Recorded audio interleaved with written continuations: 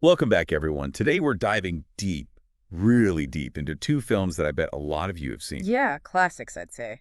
We're talking to The Manchurian Candidate, Mm-hmm. both of them.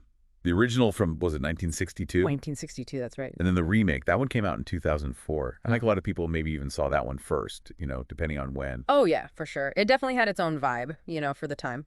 Totally. Yeah. But what really got us thinking about these movies and why we wanted to do this whole deep dive was an article, an academic article that one of you sent in. I have to say, it gave us a whole new way to think about these films, really looking beneath the surface. I agree. It's pretty fascinating stuff. The main argument, I think, and what we'll be focusing on today, is how both films, while being these, political thrillers, Yeah. they actually reveal this deep longing for an American home, like a kind of idealized vision of what America is or was or should be. Right, right.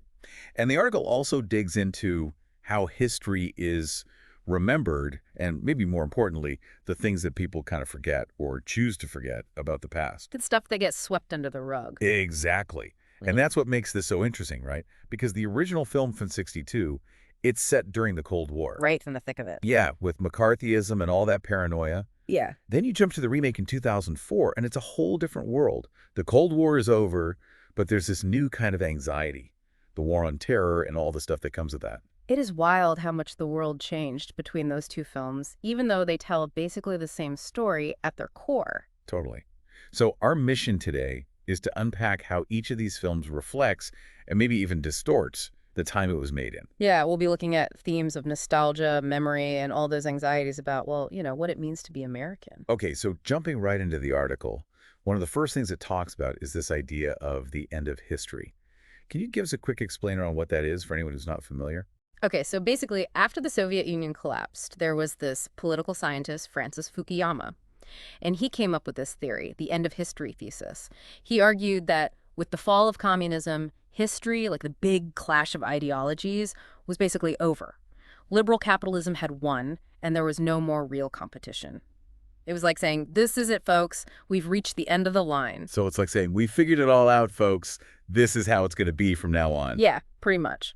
But the article points out that there's a little bit of a catch to this whole end of history thing. Okay, so what's the catch? Fukuyama also said that even though history was over, this victory of liberal capitalism, it would just keep going and going. It's like he was saying that not only had it won, but it was the only game in town, the only way forward. Right, right. And this is where the article gets really interesting because it compares this whole end of history idea to what was going on in America during the 1950s, during the Cold War. Yeah, because the 50s, I mean, that doesn't really feel like the end of history to me. Mm-hmm.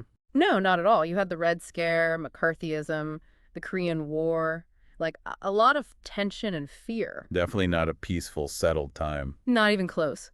So the article is saying that there were these really similar impulses at play in both these periods, like this idea that a certain ideology had triumphed, but at the same time, there was all this anxiety and a need to kind of shut down any other viewpoints or ways of thinking. Right, so it's like they're declaring that this one way of thinking has won, but then they're still so afraid of anything that might challenge that. Exactly. It's like they're trying to forget about all the messy complexities of history and create this kind of, a simplified narrative where their ideology is the only truth. Gotcha. So this leads to the idea of selective amnesia, right? Yeah, that's a big part of it.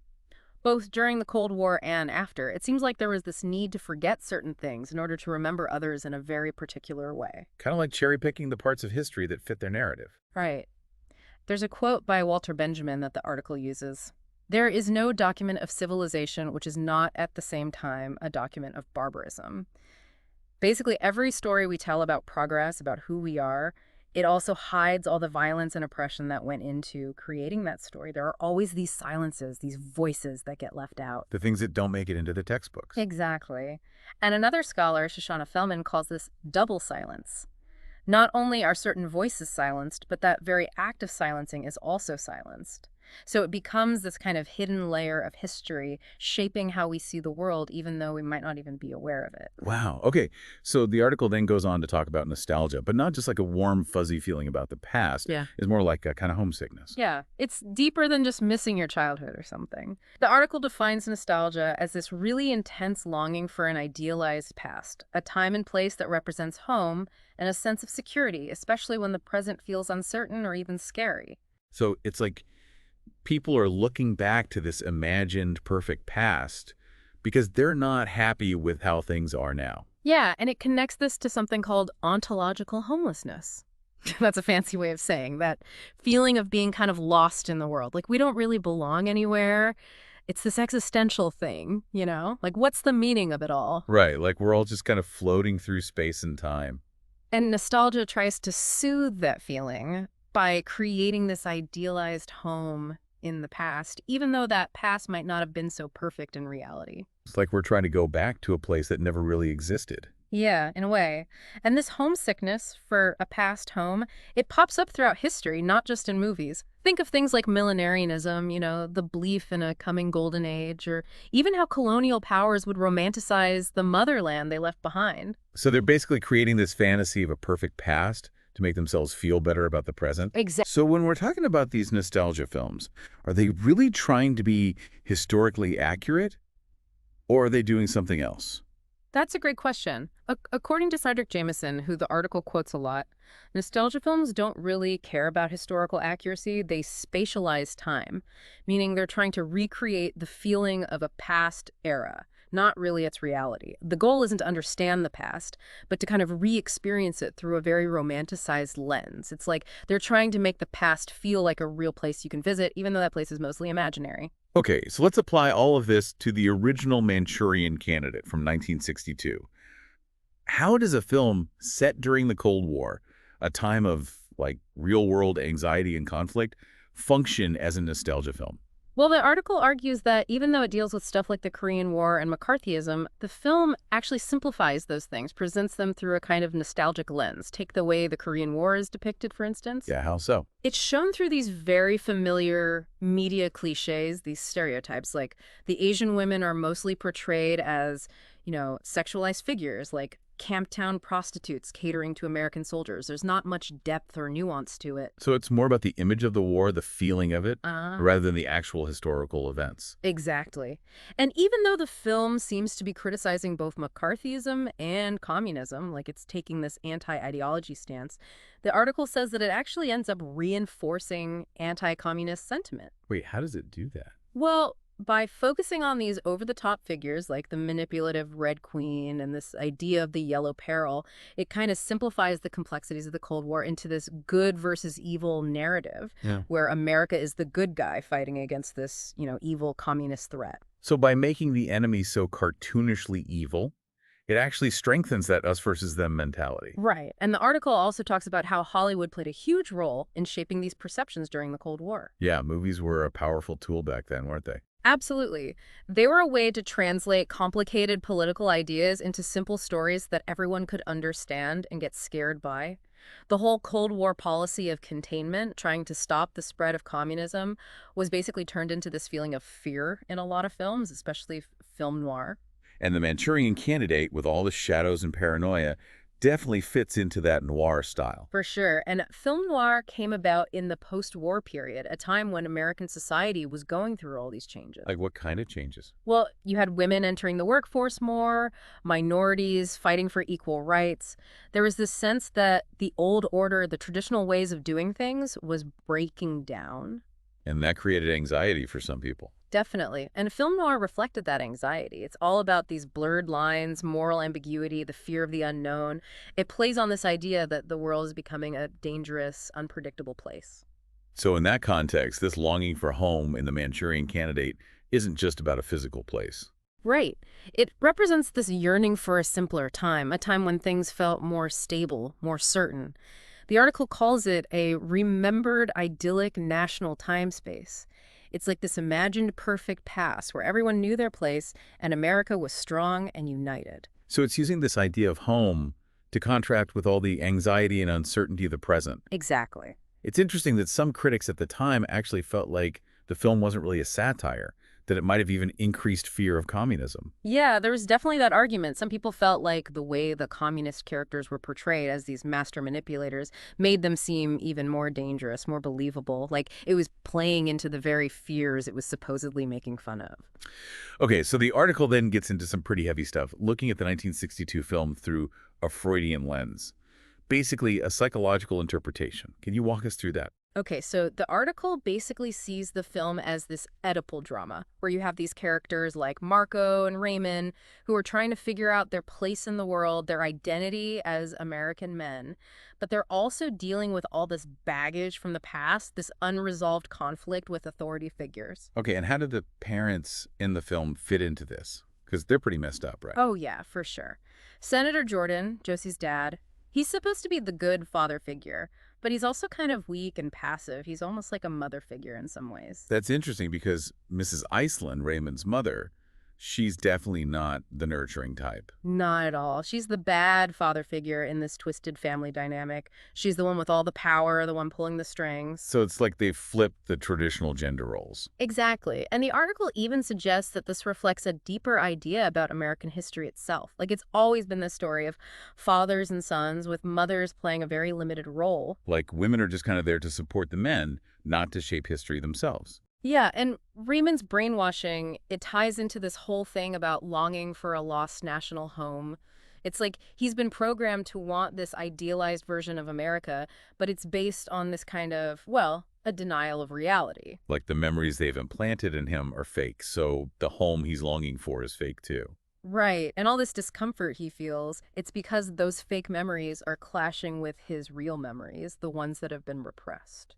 Okay, so the article also talks about how the film uses female characters and racialized characters to represent anxieties about national identity. Can you unpack that a little? So the article points out that in film noir, female characters are often used to embody fears about social change, especially feels about female power. Right, like the classic femme fatale, the dangerous woman who lures men to their doom. Exactly. And in the Manchurian Candidate, you have two main female characters who kind of represent different aspects of this. Mrs. Iceland, she's the overbearing, manipulative mother figure. She's almost like a monster, this threat to male authority. And then there's Josie, who's more like the innocent, pure type. Right, but even Josie has this kind of seductive quality. She's not completely innocent. The article argues that both these characters are basically fetishized objects, ways for the male characters to project their anxieties and desires onto women. So they're not really fully developed characters. They're more like Yeah. symbols of male fears and fantasies. Right. And then you have the racialized characters who are also used in very stereotypical ways. You Yeah. have Yen Lo, the Chinese psychiatrist, and Chunjin, the North Korean interpreter. They're both portrayed as these sneaky, untrustworthy Orientals. Which plays into those Cold War fears about the communist East. Exactly. And the article contrasts this with how the film portrays the one black character, Alan Melvin. He's the one who has that nightmare about the Yeah. brainwashing, right? Yeah, and in that nightmare, everyone is black. It's like the film is trying to say, look, we're not racist. We show black people as complex individuals. But at the same time, it's demonizing these Asian characters, reinforcing this idea that the real threat comes from the East. So it's like a very selective and kind of hypocritical portrayal of race. For sure. Okay, so Rosie, Marco's love interest, she seems like a pretty straightforward character, but the article argues that she has a much deeper symbolic meaning. Yeah, Rosie is basically presented as the ideal American woman. She represents tradition, purity, innocence. She's the kind of woman who will create a stable, loving home for Marco, and together they can rebuild this idealized version of America. So she's not just a romantic interest, she's like a symbol of national restoration. Exactly. Her name, Eugenie Rose, even suggests this idea of a carefully bred American heritage. She's like this perfect flower blooming in the garden of American tradition. And the fact that she insists that Marco remember her address and phone number, it's like she's trying to anchor him to this stable, familiar reality. Right. She's trying to ground him in this idealized version of America to help him escape all the confusion and manipulation he's been subjected to. But it's all based on this selective memory, this forgetting of the darker parts of American history. Exactly. The film is trying to create this myth of a unified, harmonious America, but it's ignoring all the conflict and oppression that has always been a part of the country's story. And the ending of the film, with Marco essentially re-brainwashing Raymond. Is that like a self-aware commentary on how national memory is constructed? I think so. It's like the film is acknowledging that history is always being rewritten, that we're constantly choosing what to remember and what to forget. Marco thinks he's doing the right thing by erasing Raymond's false memories, but in a way, he's just replacing them with another set of carefully chosen memories. So it's like even when we try to be objective about the past, we're still shaping it to fit our own narratives. Right, and the article points out that the Korean War itself, which is supposed to be the central event of the film, it kind of fades into the background. It's like it's just this abstract backdrop for the characters' personal dramas. Yeah, and the real horrors of the war, the suffering of the Korean people, it's all kind of brushed aside. The film is more interested in these individual psychodramas, these anxieties about American identity. And that ties back into this idea of selective amnesia. Yeah. We're choosing to remember certain aspects of the war while forgetting others. Exactly. And the home that Marco and Rosie are supposed to create, it's built on this foundation of forgetting. The opening sequence of the film, where we see this makeshift bar in Manchuria with Korean prostitutes, it hints at the darker, more uncomfortable aspects of the war, but the film quickly moves on from that. It's like that scene is just there to provide some exotic background, not to actually engage with the complexities of the war. Right. It's interesting how the Korean War is often called the Forgotten War. Yeah, and that name itself is kind of a paradox, isn't it? It's being remembered precisely because it's being forgotten. It's like by calling it the Forgotten War, we're actually acknowledging that it shouldn't be forgotten. Exactly. And the article points out that the Korean War was a really complicated event. It was an international conflict, a civil war, a proxy war for the Cold War superpowers. It had all these different layers, but it's often simplified into this single narrative of America fighting for freedom against communist aggression. And that simplification, it erases the experiences of the Korean people, the real cost of the war. Absolutely. Okay, let's shift gears now and talk about the 2004 remake. How does it deal with this same idea of nostalgia, but in a post-Cold War world? Well, the article argues that the remake, even though it's trying to be critical of contemporary society, it also falls into a nostalgic trap. It doesn't really offer a fresh perspective on the past. It just kind of recycles these old anxieties and fears, but in a new context. It's still stuck in that Cold War mindset, even though the Cold War is over. In a way, yeah. The remake is set in this hyper-real world where everything feels kind of artificial, simulated. And how does that relate to nostalgia? Well, because the film is so focused on this idea of simulated reality, it has trouble connecting to the real past. The historical events it references, like the Gulf War and the War on Terror, they feel kind of abstract, like they're just plot devices. The film is more interested in this idea of mind control, of technology controlling our thoughts and actions. So it's updating the Cold War fear of brainwashing for the digital age. Exactly. And the article argues that this focus on simulation actually prevents the film from engaging with the complexities of the present. It's like it's trying to escape into this fantasy world where everything is controlled, predictable. But isn't that kind of ironic, considering that the film is supposedly about the dangers of mind control? Totally. It's like the film is both criticizing and indulging in this fantasy of total control. And the longing for home in the remake, it takes on a different meaning in this post 9/11 world. Yeah, because home itself feels a lot less safe after 9/11. Right. The whole idea of homeland security is based on this constant fear, the sense that the home is always under attack. And the film reflects that. It's full of anxieties about terrorism, surveillance, technology invading our lives. And the way the characters are being manipulated, it's not just through brainwashing anymore.